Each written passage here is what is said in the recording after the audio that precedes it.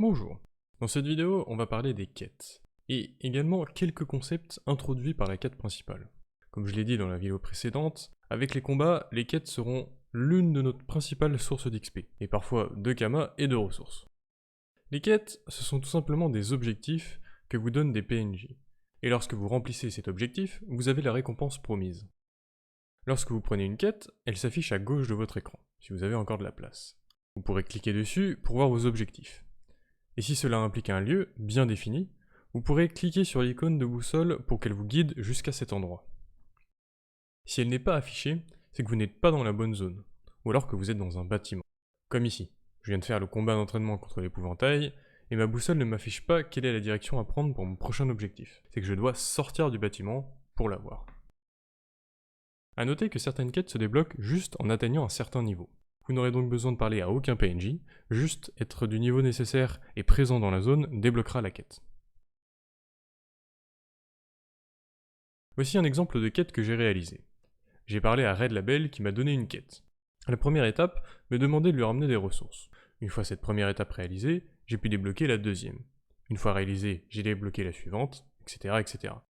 Et une fois que toutes les étapes sont réalisées, j'ai obtenu la récompense, à savoir de l'XP et des jetons.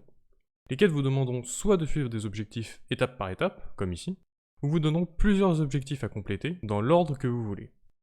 On peut également avoir une suite de quêtes. Mon exemple d'avant, finir une affaire de Plantala m'a débloqué une affaire de Plantala 2. La première me demandait de poser des pièges, la deuxième me demande d'affronter les monstres tombés dans ces pièges, et la suivante me demandera d'effectuer le donjon de la zone. Tout ça pour cumuler plusieurs belles récompenses d'XP, de jetons, et même de Kama pour la dernière. Si vous ne savez donc pas quoi faire en arrivant dans Wakfu, c'est toujours bien de se diriger vers les quêtes. Et surtout, la quête principale. Une fois arrivé dans Astrub, vous n'aurez que la quête principale de proposer, dans la partie du Mont Zinith. En la suivant, vous serez introduit à différents concepts de Wakfu, que l'on va préciser ici. On va commencer par les transports. Dans Wakfu, il existe 3 moyens de transport principaux. Tout d'abord, les apps et les dragonins. Les apps vous permettent de vous téléporter rapidement d'une île à l'autre. Et les dragodindes vous permettent de vous téléporter rapidement d'une zone à l'autre à l'intérieur de ces îles. Pour pouvoir se servir de ces moyens de transport, il faut tout simplement les enregistrer. Vous devez donc aller à pied une première fois pour l'enregistrer, et vous pourrez y retourner ensuite avec une autre dragodinde. De même avec les apps. Donc dès que vous passez à côté d'un nouveau transport, n'oubliez pas de l'enregistrer. Le troisième moyen de transport est le bateau. Et oui, sinon comment enregistrer de nouveaux apps si on ne peut même pas aller sur une nouvelle île? Le bateau est disponible sur chaque île et vous permettra de voyager entre elles afin que vous puissiez par la suite enregistrer leurs apps. J'en profite également pour vous dire d'aller au bibliotemple. Vous pourrez y accéder via le bateau en haut à gauche d'Astrub. Une fois rentré dans le temple, allez au croupier et prenez un biblio-téléporte gratuitement. Ça va vous permettre de vous téléporter juste devant le temple et ainsi accéder à un zap en un clic. De plus, chaque jour vous pourrez prier à l'hôtel, ce qui vous rapportera de l'XP et des almatons. Un autre concept qui vient rapidement avec la quête principale, ce sont les sacs. Les sacs vous permettent d'avoir un inventaire plus grand. Vous débloquerez un sac qui augmente la capacité de votre inventaire de 5. Vous pouvez équiper 3 sacs basiques et 2 sacs de métier. Les sacs sont obtenables en drop sur les monstres ou en fabrication avec le métier de maroquinier, et d'ébéniste pour les sacs de métier. Les sacs auront petit à petit plus de capacité, mais comme tous les équipements, les sacs ont un niveau requis. Donc pas la peine de se précipiter pour acheter un sac si vous n'avez pas le niveau pour l'équiper. Si vous avez tout de même besoin de plus de place, vous pourrez toujours utiliser votre havre-sac, accessible depuis ce bouton. Votre havre-sac comporte un coffre de 3 onglets avec 100 places chacun. Très pratique pour pouvoir ranger nos ressources et équipements, et surtout lorsqu'on est bas niveau et que l'on ne possède pas beaucoup de place dans nos sacs. Vous pourrez également ajouter des havres-gemmes, 9 au maximum pour être précis. Cela permettra d'agrandir la partie centrale de votre havre-sac. Il existe plusieurs types de havre-gemmes, avec chacune leur utilité. Les marchandes, pour pouvoir placer des vitrines et vendre des objets à des joueurs qui passeront dans votre havre-sac.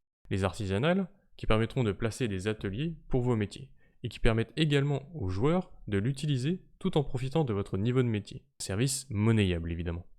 Les jardins vous permettront de planter des ressources et de les récolter comme bon vous semble.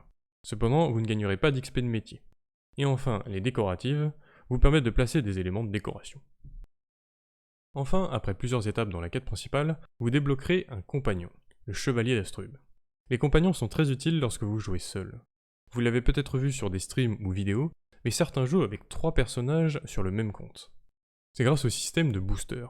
Au-delà de ses bonus d'XP, de Kama ou de pouvoir réinitialiser ses caractéristiques à volonté, le booster permet avant tout de pouvoir jouer 3 personnages sur le même compte. C'est un abonnement, donc tant que vous n'avez pas encore l'envie de dépenser de l'argent réel dans le jeu, ou que vous ne possédez pas de green, vous ne jouerez qu'un seul personnage. Et c'est là que les compagnons interviennent. Ils sont une alternative gratuite au système de booster qui vous permet de jouer 3 personnages dans un combat. Les compagnons possèdent leur propre niveau, qu'il faudra augmenter en leur faisant XP lors de combats. Ils récupèrent également des ressources à la fin du combat. Ainsi, si votre chevalier d'Astrub drop un équipement, vous l'aurez dans votre inventaire.